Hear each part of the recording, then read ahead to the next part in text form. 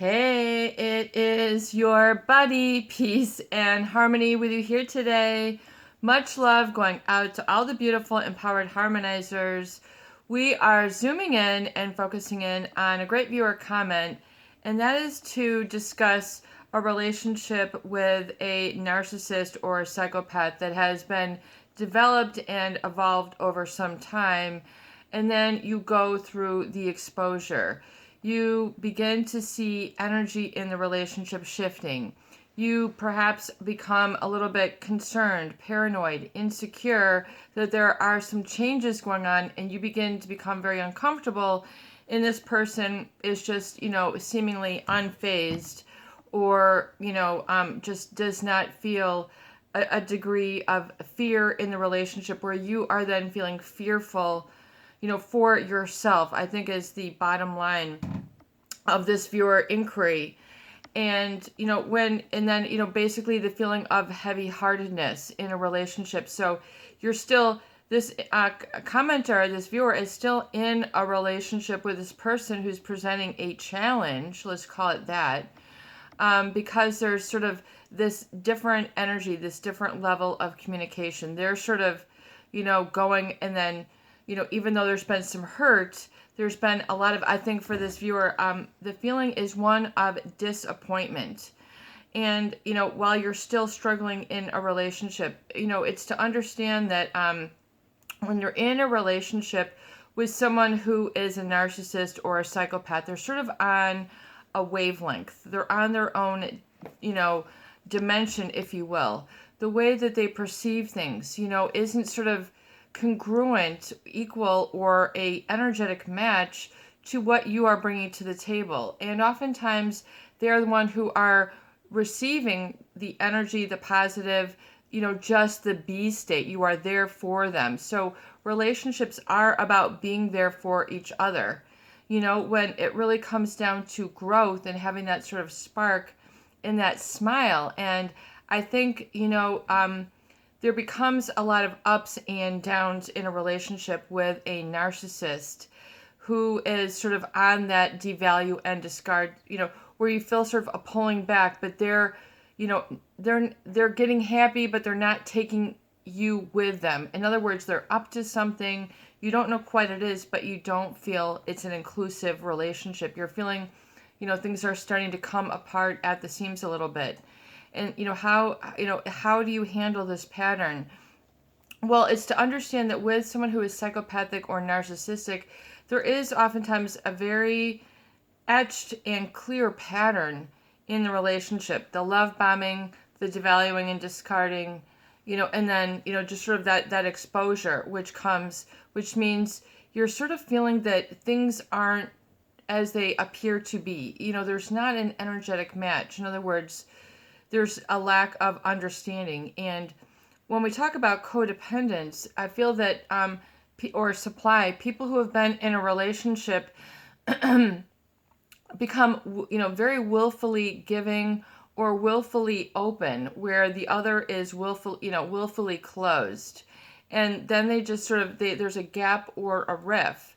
And this can create a sort of heaviness of heart, a disappointment.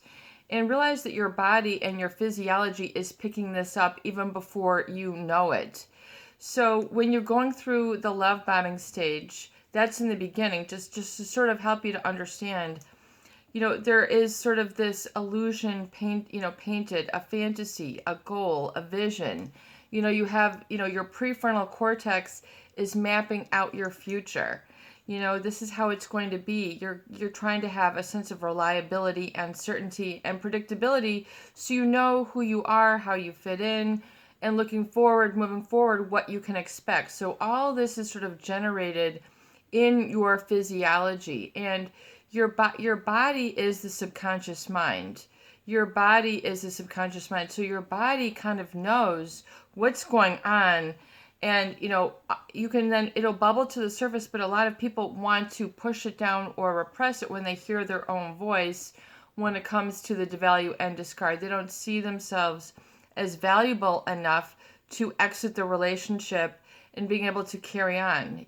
They don't feel that their own life is worthwhile enough, or it has enough juice or excitement or opportunity or vision moving forward. So people begin to lose vision for themselves. It becomes a we in a relationship with a narcissist. People are then willfully becoming that support person. And so if you're of supportive nature, there are people who are very supportive. They take relationships slow. They are good listeners. They have a big heart. They have insight into things. They want to do things the right way. They want to have sustainable. They are good people. So people get, sort of caught up in a relationship with someone where it feels in the beginning to be this perfect match. And, when you're dealing with a narcissist or a psychopathic individual, you're dealing with duplicity. You're dealing with manipulation. You're dealing with what what we call, that sort of external locus of control is the experience that you feel, where, things might feel helpless. Things might feel, you don't have control in the relationship. You don't have clear and honest communication.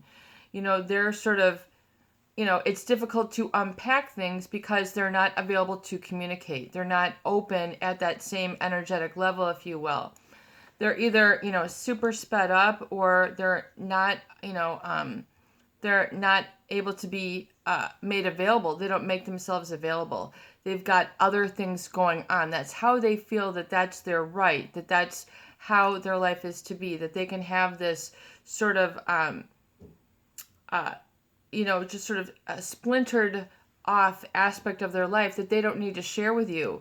Especially if you're in a marriage, that is not going to work. That's going to put up walls, not boundaries, not functional boundaries. It's going to put up a wall, and you're going to feel that the space in your life is getting small. And then the heaviness of heart, that disappointment, it can be combined with a lot of anger, because you've given a lot of yourself, your time, your energy, your heart, your emotions. And, it's that emotional aspect, which is within the body.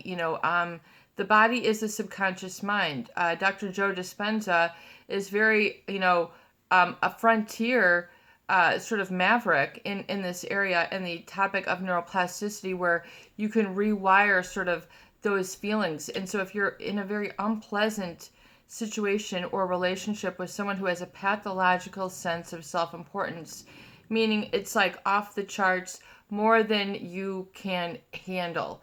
In other words, this person has issues, communication problems. They're hiding part of their identity.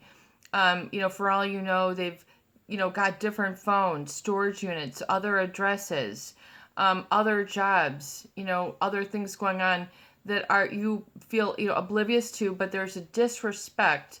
As a viewer once stated, they treat others as if as if there's nothing going on upstairs. So they're not acknowledging you at that core level of truth. And so the problematic issue with a relationship while you're in it is that it doesn't resonate with truth. Even though you can't articulate it as of yet, your body is kind of holding on to that emotion, which is energy in motion. So you have to understand that it can create a block, an energetic block where people literally become stuck. They don't know what to do. They're so devastated, disappointed, angry, disgusted, all these emotions which are in the negative but have a lot of emotion to it. And so it's kind of like flooring the car while it's in park. You're just damaging the inner, you're getting yourself riled up. Don't blow your own gasket. I work with a number of people, who are in this state, and it's a great viewer question because I'm focusing right now on the physiology that sort of when you're in a relationship where you've got that butterflies in the stomach that turn into nausea, that might turn, then, become stress. The cortisol level becomes so amped up in the body. You end up, gaining weight in the abdominal area, feeling that you have an ulcer. You got to take, medicine, Pepto-Bismol, Tums, you're getting heartburn. These are all aggravated by stress. and the body is the subconscious mind. So the body is holding on to these messages for you. And especially if you're used to sort of going along and sort of propagating and being that support person, it can be difficult to tune in. Circling back to that, is to realize that your body is like, have you ever seen when a plane is landing and, you've got the guys with the flags that are like, go over here, go over here. That's what your body is trying to do. It's like, it's trying to redirect your focus and your attention. And then you're trying to turn the plane as if you're the pilot. I don't want to go there. You've got this fear, and so the decisions become based on fear, and then it's a block. So oftentimes, because of this disparity of communication and then energetic level, like I'm better than, in other words, you might have been in a relationship where they're slowly sort of eroding your your self-confidence, always treating you like you can't do things for yourself or what have you. I mean, there's a lot of situations that can unravel. And so, I don't want this situation to make you physically sick, emotionally sick. But relationships with these people can make you feel that you're going down the wrong path. That's okay. The important thing is to acknowledge and validate your feelings. Like, this is not going to work. What is it that you're trying to resist that's creating this sort of knot in your stomach? What is it that you're trying to, what is the writing on the wall? I think is really what is important for you to acknowledge, because it's there. It's like emotions can be like a temperature. They can be simmering, and then they can be boiling, and then they can be seething. And, when you get into this stress, in other words, maybe it is because you've got to make it on your own again. This person was replete with infidelity. I mean, this is heartbreaking. Your heart is the center of your emotions. It's the center of your electric field, your etheric field. And, it's been said that, 20% of the soul is in the body, and then 80% is outside of you. So you have to realize that you have an energetic field around you. I mean, this is the pioneer. This is the quantum field. This is where your healing is. But you have to be able to surrender a little bit and realize that you are resilient and that you have the direction inside of you. You have to kind of give and surrender and say, what is, it's going to be maybe a lifestyle change. How you conduct your routine on the day-to-day. You might need, so that you're not in that slump, I think is what we're trying to assist. And to understand that the narcissist or the psychopath is not going, you don't want, you can't lean on them. You have to lean on yourself and that energy within. They're not going to want to oftentimes be there to discuss these things. You have to be decisive in and of yourself. And I think a lot of people, the reason why they end up sort of waffling or floundering is because they're trying to, have that mutual communication and closure and sort of agreement, which you can't oftentimes get a solid agreement, a solid trust, with these individuals. They're going to tell you what you want to hear. And oftentimes if you go on that, then you're dismissing your own internal voice of what you can do. And, so the block is coming from self-limiting beliefs, the fatigue, the adrenal fatigue, all the, and then we've got all the fibromyalgia, all the different nervous system issues that come up, the anxiety. All this is very, very real. But realize that you can get that to simmer down once you kind of surrender and unplug from that sort of engineered chaos in that wavelength that you don't want to be part of. I think it's okay to accept that you can be wrong, or that, life happens, life occurs to you. A relationship with, a lot of people are saying that there must be something wrong with me. I have all these relationships. This is life. So what I want to give you today is the understanding that a lot of people oftentimes feel that the relationship happens to them. Why is this always happening to me? Why is this always happening to me? Here I go again. I can't, it's happening for you. It's happening for you. So if you can look at the experience with this individual, that's giving you this sort of, physiological confusion, fog, anger, heaviness in the chest, do that body scan. Those are symptomatic of an energetic, emotional block. And, you need to oftentimes look at the meaning that you are pulling from this experience where, you might have exposed something terrible about them, life-changing for you for sure. Okay, this is happening for you, not to you. This is happening for you, not to you.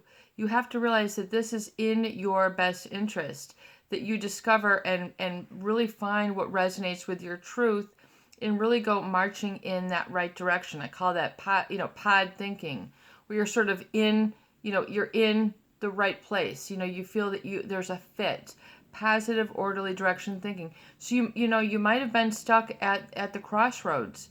Let's call it Wimp Junction, where you're sort of, people need to waffle, they need to flounder, they need to, succumb or, what I call indulge in the anger. You might have these valley moments, the dark night of the soul. These are tough situations. We're here for you. This is why the channel is here, to understand that this is part of the human condition. There's going to be ups and downs. When it gets really in the really downs, you want to bring those, you want to bring up those lower moments and then sort of, moderate those high moments so that you've got kind of a nice, flow going on. And that's an emotional lever that you have control over. And, you might be, trying to kick the tires on a new lifestyle, and change some things up when you're going through that exposure phase. And, how do you get your footing back? You might need to change some things up in your lifestyle and realize so that this is happening to you. Not happening to you, happening for you. So it's giving you an opportunity. What is the opportunity here? What is the opportunity here? So oftentimes, if you have stuck yourself at that, let's call it Wimp Junction. You're feeling down. It's literally like an emotional anchor that's trying to get you to basically stop the ship, take a look at where you're at and get a perspective of gratitude for all that you have. So flip that switch a little bit, rather than it being so down and out, negative, I'm a failure. I think is part of the number one downer feelings that people go through is that, when they're coming through a relationship with a narcissist or a psychopath, there's oftentimes a takeaway that I am a failure. This is learned helplessness. This is not the truth. This is like an after effect.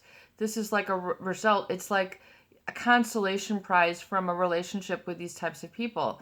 The aftermath, people oftentimes equate themselves that I am a failure. It couldn't be anything more from the truth. Oftentimes in these relationships, people are at that crossroads for a long period of time. And, you can wear yourself out. It's like, once again, it's like trying to floor, a vehicle with gas and flood the engine when the car is in park. And so you've got this energy, emotion that you're still trying to go somewhere, but you're still in park. So you need to, stop putting the pedal, to the floor, release it a little bit, and just take, a moment to take a gander with where you're at, and with gratitude, and then embrace, your I am that we talk about here, and begin to release a lot of that tension, because I think the musculature oftentimes too can be like an armoring or a bracing, where people are so, if you've been trying to resist your truth, they knot up their stomach, they hold their body, they're clenching their face, they're often, so find where do you carry that tension and begin to release it in the muscular, the physiological level. The body is the subconscious mind, and that's where the healing is going to take place. So you have to look at where are you gripping onto the wrong thing? Where are you gripping onto the I'm a failure? Where are you replaying that? Like it's just literally, back in the day with the CDs, some people still play it. A lot of people just play music from Spotify or YouTube, but it's like you're playing this over and over and over again. And that causes your body to rehearse and rememorize the negative messages. I'm a failure. This is always happening to me. And so, you need to turn it around and saying, I'm a winner. This is actually happening for me. And realize that there's an opportunity, but you just haven't found it yet. This is an opportunity. This is happening for me. And get a little bit of that energy. It's a change of perspective. Once again, like we were talking about, when you go to watch, like, let's say a football game, your perspective is you're cheering on your home team. It's your perspective. You have to realize you have to cheer on yourself, and that part of yourself that I'm referring to, that you have to realize that it's, the narcissist, the problematic, why it creates this block is because oftentimes those relationships are based on the superficial and they're based on the conditional. So it's all these external things that they're trying to base security in, which you can't really find security in. It is the unconditional. So, just being who you are, getting into that lifestyle is a much more pleasurable, relaxing, and fulfilling, lifestyle in relationships. So oftentimes you don't feel that you're enjoyed for who you are. You're enjoyed for who the narcissist wants you to be. So don't get caught up in that struggle with trying to people please or be how they want you to be, because you're going to create a self-sabotaging where you're sort of, going against your own truth. So you have to get used to exercising and living your own truth and realizing that this is an opportunity that's happening for me. We're going to talk a lot more about this, but I think that's a great viewer question. It's so in depth and there's so much there to unpack. So thank you for your viewership and your inquiries. This is your buddy, Peace and Harmony, with you here today. And I hope that these videos do help. Please share, please subscribe, and please donate for more great tools, videos, discussion, and support. Peace out. Have a beautiful day.